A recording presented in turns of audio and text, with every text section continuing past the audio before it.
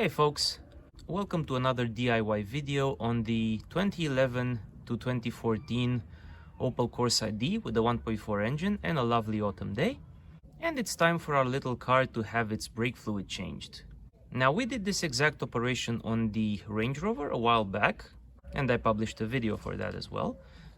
And also for the Sportage about a year ago in August 2021, though unfortunately I didn't film that one. Apologies for that. Hopefully I'll be able to do it next year. So our little Opel was the last one on the list to have its brake fluid changed. Regarding the brake fluid used, it says here in the cap, use only .4 fluid from a sealed container. And we're gonna go with AT Type 200, AT Typ 200, which is .4, which is the exact brake fluid that we used for the Sportage as well. Now, in the Range Rover brake fluid change, I actually talked a bit about the available types of brake fluid, so I won't cover that subject again. I'll put a link in the description to that part of the video if you're curious. Here, we're gonna jump straight into the action. Now, at the time of filming, which is the end of October 2022, our car has nearly 120,000 kilometers, and I actually have the service receipts before buying the car from the previous owner. And on the brake fluid part, this car has been maintained very, very well, in the sense that the last time it had its fluid changed was in June 2020 at about 92,000 kilometers, and then 2 years before that in June 2018 at 65,000 kilometers. So we're gonna keep the tradition alive, namely changing the brake fluid every 2 years. And we're gonna do it today. So let's head back to the engine compartment. And let's start here by first taking a look at the state and volume of the available fluid. Make sure to clean this area before opening the cap. You don't really want to get dirt and stuff inside your brake fluid. And it's at the maximum level, as you can see here as well, which is very good. And more importantly, it still has a very bright color, which is what you would expect given its age and mileage. In addition, if you want to be even more thorough when you check, you can just use one of these devices, which you've seen me hopefully use when I changed the Range Rover brake fluid, which I got from AliExpress for about $3 or something like that, so they're really cheap. The idea is they take a small battery and they have a visual indicator on the state of the fluid, and all you need to do is you need to put these two metal tips, submerge them in the fluid, and press the button and check the state. In our case, as you can see, the fluid is indeed very, very good. It's like less than 1% water inside. So, in all honesty, it doesn't really need changing. But as I explained, I'm just doing it to maintain the 2-year changing interval and to be able to make another nice video for you guys.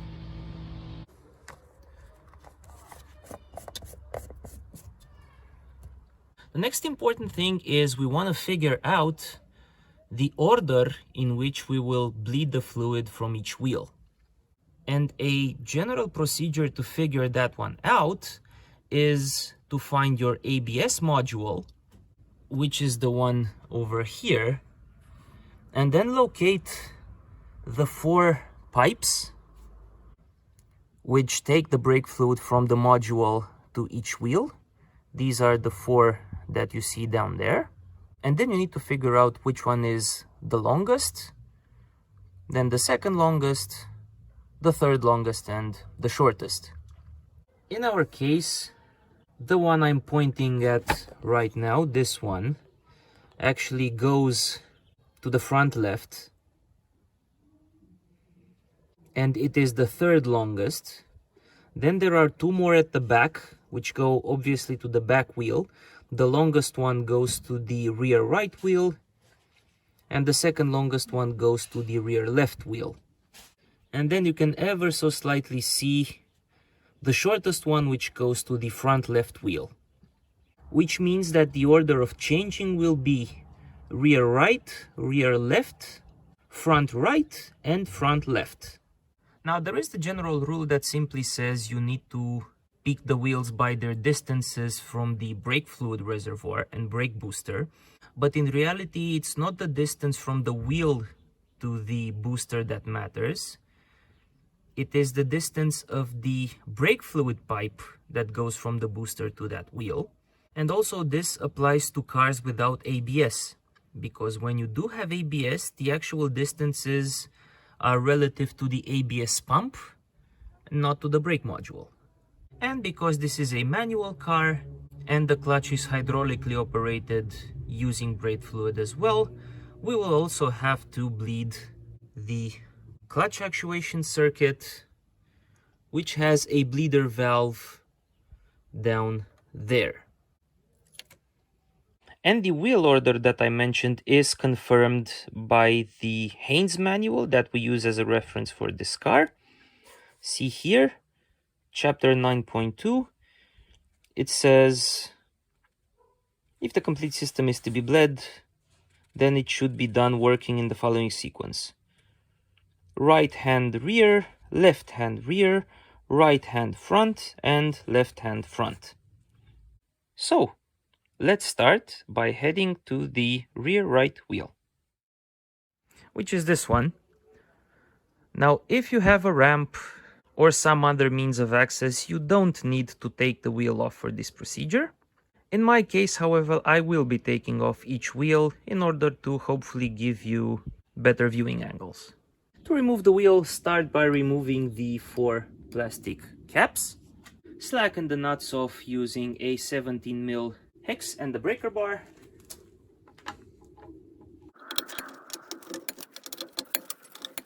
Raise the car using jack stands for extra security. Then remove the 4 bolts and take the wheel out. And here is the back of the rear right wheel, and we are interested in this point here, which is where the bleeder is located, protected by a rubber cap, which we just remove. The first thing should be a little bit of cleanup, because there's more likely dust and stuff around here and you don't want to get any of it inside the brake fluid. So with some brake cleaner, make sure everything is alright. And to open and close the valve, you will need a 7mm hex for this. And for the bleeding part, the setup, which I found to be quite convenient, is to use one of these one-way valves. Hopefully you can see it has an arrow on it. And we're gonna connect the top part, the one that enters the valve, to the brake bleeder valve. And the output of the one-way valve, we're just gonna dump into a container. And this is convenient because it avoids the hassle of having to press the brake, open the bleeder, close the bleeder, release the brake, and repeat. You just open the bleeder, press as many times as needed, and then close it once you're done, because obviously this will not allow any fluid or air that got out back inside the system. Regarding the size, the tube that I have here is about 9mm exterior diameter and about 6mm interior diameter, which fits pretty well to the brake bleeder valve. However, as you can see, it's become quite opaque due to multiple uses, and because I want you to actually see some fluid being pushed out, I've added to the head a smaller tube, which is 6mm outer diameter and 4mm inner diameter, which does fit, albeit with a bit of effort. And here is everything connected. First, I put the socket in, and then I put the green tube over the bleeder valve head. And before we actually start, one important mention: it's especially important that the bleeder valve not be under torqued or over torqued when you're done. If it's under torqued, you're just gonna let air in and you will lose braking efficiency. or it may even come out, at which point you will lose all your brake fluid, and that's going to be really dangerous. And if it's over torqued, obviously there is a risk of ripping, and that's going to cause a lot of headaches to remove whatever's left and install a new one. Now, because I haven't seen any torque values in the Haynes manual, what I'm going to do, you see my 7mm wrench is horizontal. I'm just going to open it 180 degrees, and if need be, another 180 degrees. And when I'm done, I'm just going to close it back to this horizontal position. And in that way, I know I'm just going to close it back in its original position. Okay, I'm gonna get my dad to actually help with pressing the brake pedal. And we're ready to proceed. Before that, just make sure to open the brake fluid reservoir in the engine compartment to allow air in as the brake fluid is going down. And we're gonna start with 5 full presses of the brake pedal. And let's see what we get. First, I'm gonna open the valve.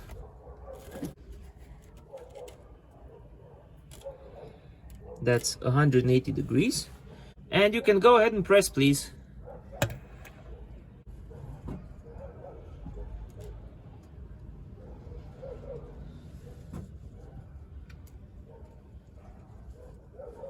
Okay. You see there's even a little bit of air in that's pumped out, which is nice.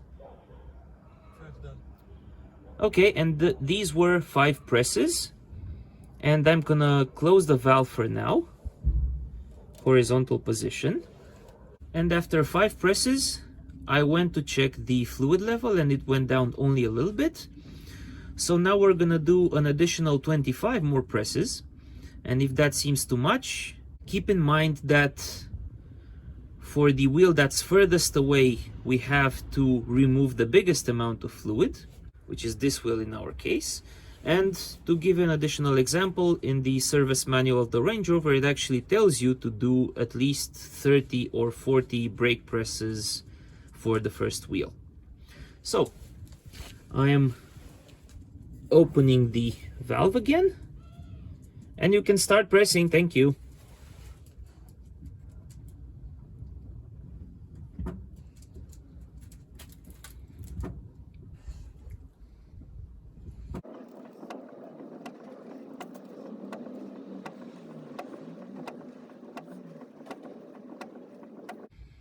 Okay, that was 25.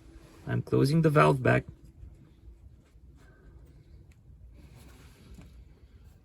Let's take a look at the fluid that we got down there. And to the left is the fluid that we just removed after 30 brake presses. And you can compare that to the right, which is a small sample of new brake fluid. You can see that their colors are pretty close to one another, although the one on the left has started to be ever so slightly darker and a bit more opaque. And to give you a reference, after the 30 brake presses, the level of the fluid is just slightly below this line here. As you can see from the light's reflection of the fluid, we still have fluid here at the bottom, but no fluid at the top. So we are above the minimum level, which is what we want. And now we're just going to start filling with new brake fluid. And for that, go ahead and use a small clean funnel. We'll emphasize the clean part. You don't want to get any kind of debris in your brake fluid reservoir. And from a newly opened container, start pouring until you fill the reservoir up to max level.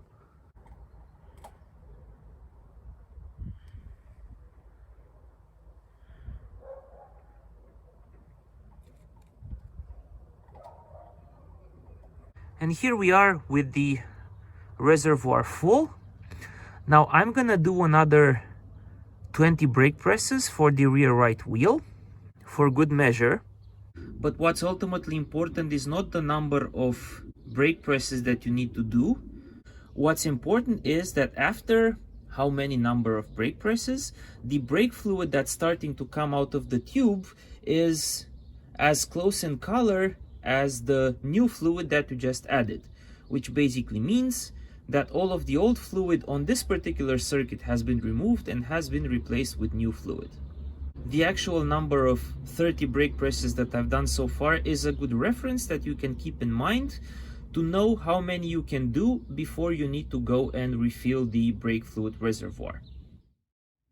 And after the additional 20 brake presses, I've closed the bleeder valve to its original position. I am then removing the tube. And after I remove the wrench and the tube, I apply some brake cleaner.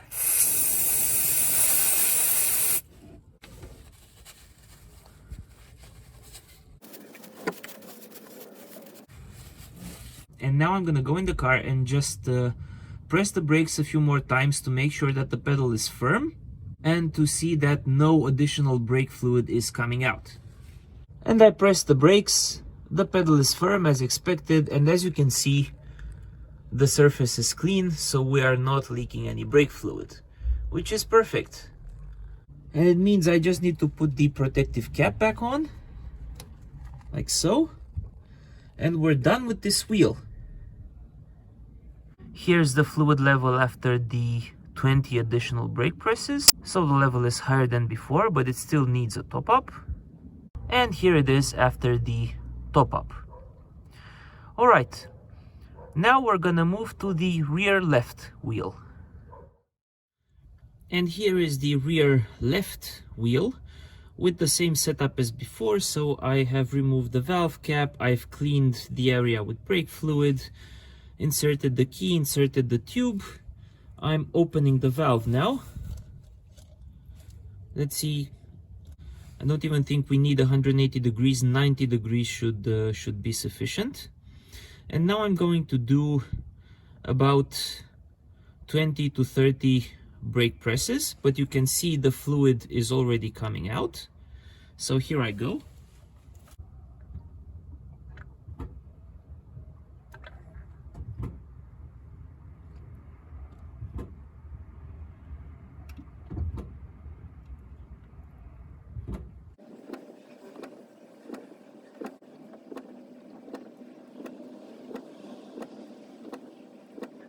All right, 25 brake presses, and now I'm closing the valve.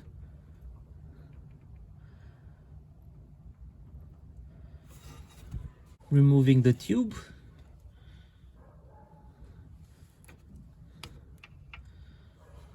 And looking at the brake fluid that we got out, you can see it's already closer in color to the brand new fluid, so that's good. I've cleaned the area again. And now I'm gonna go and press the brake pedal a few times to make sure no fluid is coming out and the valve is properly closed. Okay, here I go.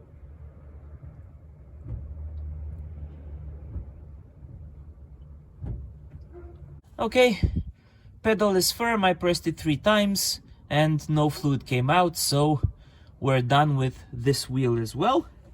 Last thing, don't forget to put the cover back on. All done. Let's move on to the front. But before that, obviously we will top up the brake fluid reservoir again, because we did take out a good amount of old fluid. And here we are at the front right wheel. Don't mind the rust. The car's been sitting for about a week and a half and it's been raining for a while. This is just superficial and it'll clean out as soon as I start driving it, but this is not really important right now. What is important is this part here, protected by this cover, namely the bleeder valve for this caliper, which oddly enough no longer takes a 7mm to open but an 8mm, as you can hopefully see. But other than that, it's the same procedure and I'm gonna use the same tubing. Now, because the circuit from the ABS module to this caliper and to the one on the front left as well is much shorter than those on the back, I'm just gonna do about 10 to 15 brake pumps each. And here's the setup ready. Since the valve is pointing forward, I'm able to give you a better angle. of the action. And I crack the valve 90 degrees. We'll see if we need more. But you can see the fluid already coming out, and I'm going to go and pump the brakes about 15 times. So here I go.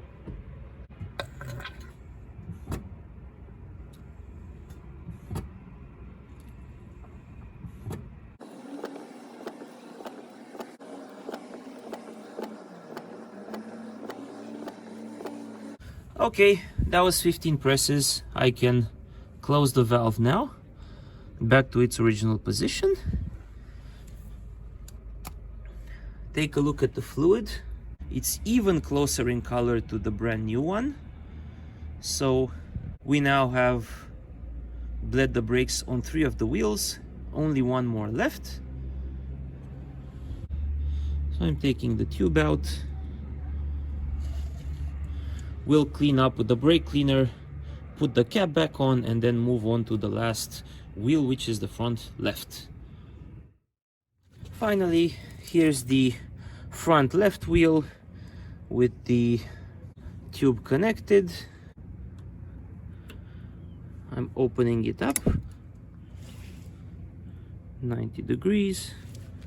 There is fluid coming out, and I'm just gonna do 10 pedal presses because, as I said, this one is closest to the ABS pump.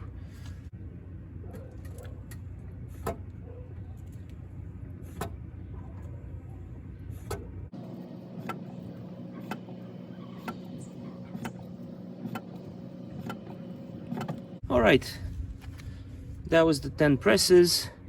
Everything seems to be good. Closing the valve.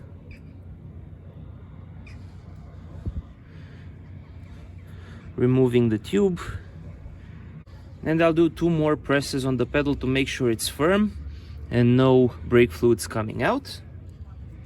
Before that, some cleanup is in order.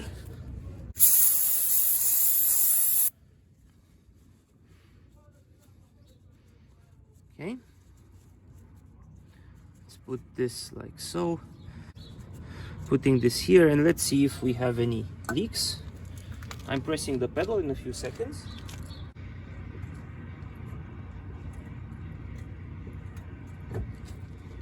Awesome, no leaks and the pedal is firm.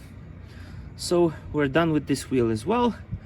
And there's one more element to bleed, and that is the clutch line.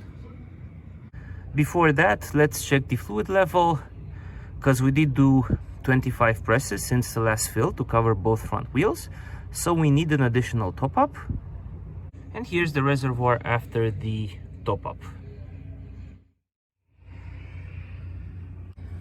For the clutch, start by removing this protective cover here to reveal the bleed valve. And for the valve, you will need a 11 mil hex, like so. And for that particular valve, I can no longer use the thin green tube with 4 millimeters inner diameter, because I'm having trouble to push it over the valve, and since that part is plastic, I don't want to push too hard and risk actually ripping the valve or anything else. So I'll remove the green tube and just stick with this thicker one. And now you have several methods available. The classic one involves you having a helper and following these steps in this order. First, the helper presses gently on the clutch pedal, not too fast, because then you might get what happened to me, and that is to bust the clutch master cylinder, which by the time I'm filming this scene I've already replaced, but you'll see that in a different video. So anyways, first they press on the clutch gently to create some pressure. Then you use a wrench or a spanner to open this plastic nut down here, pulling it towards the front of the car, like so, for about a turn, until you see fluid coming out. And after some fluid came out, you close the bleed nipple and the helper releases the clutch pedal, and then you repeat these set of steps again, keeping in mind to refill the brake fluid reservoir from time to time. Now in my case, I'm using the same one-way valve that I've used on the brake lines, and in this case the procedure is more straightforward. So I just open the bleed nipple for about half a turn to a turn, like so, and then I could normally just press the clutch on my own, but I have my father helping me just so I'm able to film this part for you guys. And now my father will just press the clutch slowly and then release it for a number of times. Okay, go ahead, please.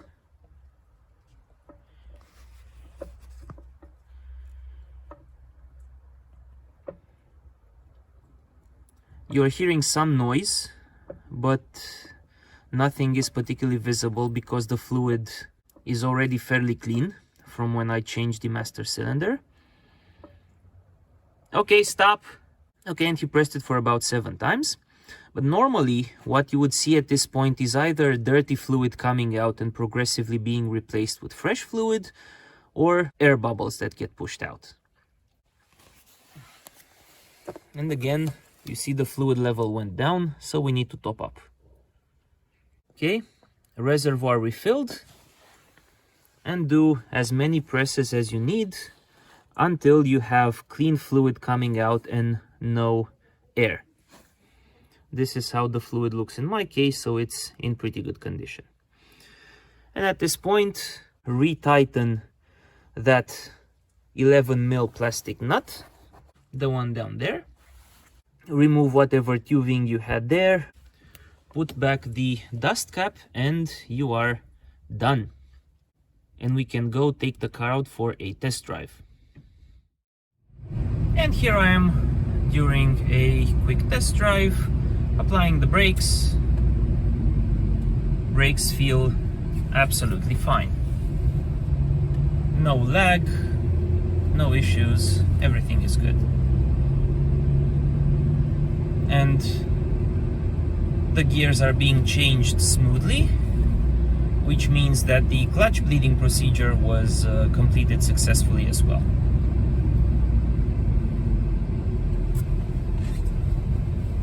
Now with that said, let's move on to the conclusions. And for the conclusions, I want to start with the 2 most important topics in my mind. The first one has to do with your safety. Because you're working on the braking system, the risk of getting the job done wrong is that you can, in the worst case, lose all your braking performance. So only tackle this job if you're confident you can see it through successfully. This isn't the kind of thing where you want to experiment, and if it goes wrong, then not much happens. Okay, so please pay attention. Number 2, the brake fluid is extremely toxic. It's based on ethylene glycol, which is a sweet tasting chemical, which means that if you let it out in the open, it can attract animals or, heaven forbid, children, which may drink from it, an action whose consequences can be lethal. So always take good care on where you store the old and the new brake fluid. Always keep them in a safe container and dispose of the old brake fluid at your nearest garage or recycling center for automotive parts. Next, let's take a bit of time and look at the fluid reservoir a bit more closely. And to its right, where the max and min indicators are visible, you can see some additional things. Number 1 is this sensor here. This is a fluid level sensor.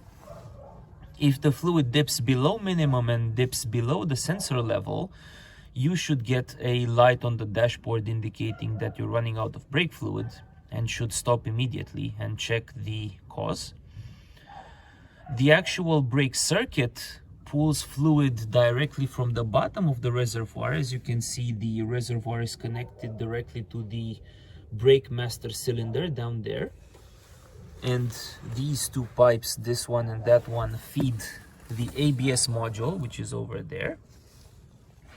And if you also take a look further back, see the pipe furthest back, the one that's below my finger there, that is the feeder line for the clutch master cylinder and the clutch line. It is also below the minimum level indicator, so all in all, please make sure whenever you change your fluid that you never leave the fluid in the reservoir dip below minimum, because if you do, you will only let air get into the circuits and you will have to restart the bleeding procedure all over again.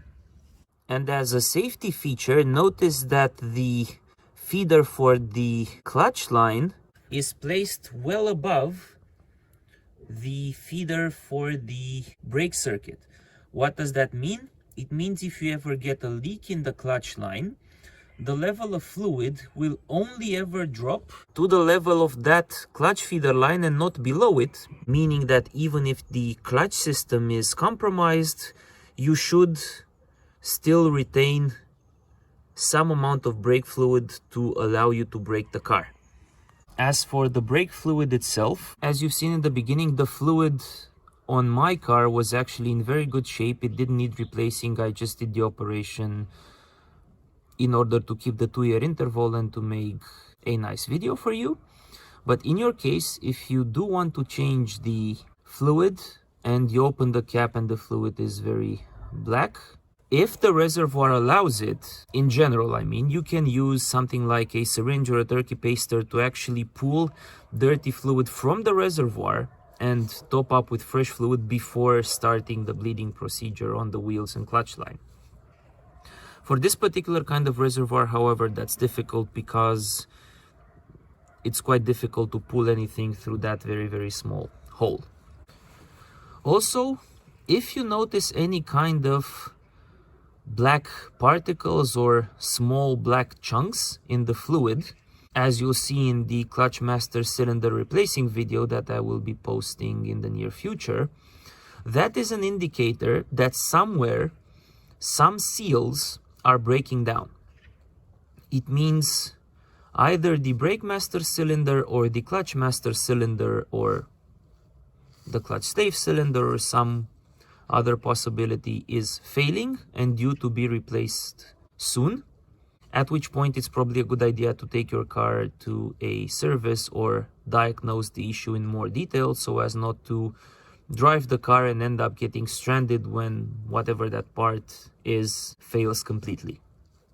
Next, talking about the bleeder valves for the clutch line, as you can see down there, as well as those for the wheels, as you can see over there for the rear right wheel. It's important to keep in mind first and foremost that the opening of the valves should be done with care if the valves haven't been touched in a while, especially the metal ones. It is possible that they have rusted in place, and if you just try to open them with a large ratchet or something like that, you will rip them off, and that will definitely cause headaches in trying to remove the broken stubs, and until you do that, you can't really use the car. And this also applies for the clutch line, which is actually made of plastic, so pay additional attention at that point. And also, when you close them back, do your best to close them to their original position, because then you know you've tightened them just right. And whatever you do, do not over tighten, because you risk ripping them off, and do not under tighten, because then they can simply allow air in and worst case come off as the car is moving. And when you actually do open them for the bleeding, as you've seen throughout the video, depending on the wheel, you may need 45 degrees, 90 degrees, 180 degrees, or even more to actually get to the point where fluid actually starts coming out of the valve. However, avoid opening the valve too much, because then you will just allow air to get in near the valve's threads, and instead of actually pulling air out of the system, you're actually introducing some air into the system, which would be bad. So the best way is simply to go in 45-degree increments. So open 45 degrees, see if anything's coming out. If yes, just leave it there. If not, open a further 45 degrees and repeat as necessary. As for the costs, I only needed about 1 liter of fresh .4 brake fluid. You may need even less, but you should maybe get 1 liter just to be on the safe side. I've used this product from Ate. I'm not sponsored or anything, but I know that Ate is a good brand related to braking products, and I've used the same fluid on the Sportage where it's behaving very, very well. So I have no complaints about it whatsoever. Now this bottle was about 10 to 14 or 15 euros. And you will obviously need some additional small tools like a 7mm spanner, an 11mm spanner, an 8mm spanner, and some tubing to do the bleeding. So all in all, this operation shouldn't cost you more than, say, 20 to 30 euros. Now, to have this done at a garage, they may charge you from 50 euros upwards. But even so, this is not a terribly expensive operation for the benefits that you're getting. And it is a really good idea to not neglect the fluid in your braking system because it will eventually wear down. And if you ignore it for a long time, it may start to actually affect the components in the braking circuits, like steel pipes rusting, seals wearing down, and so on and so forth. So whichever the cost for this maintenance operation is, it's well worth doing every 2 or say 3 years. And with that said, as always, thank you very, very much for watching. I hope you've enjoyed the video. If you did, please consider subscribing. I hope you all have a lovely day, and I will see you next time. Take care and goodbye.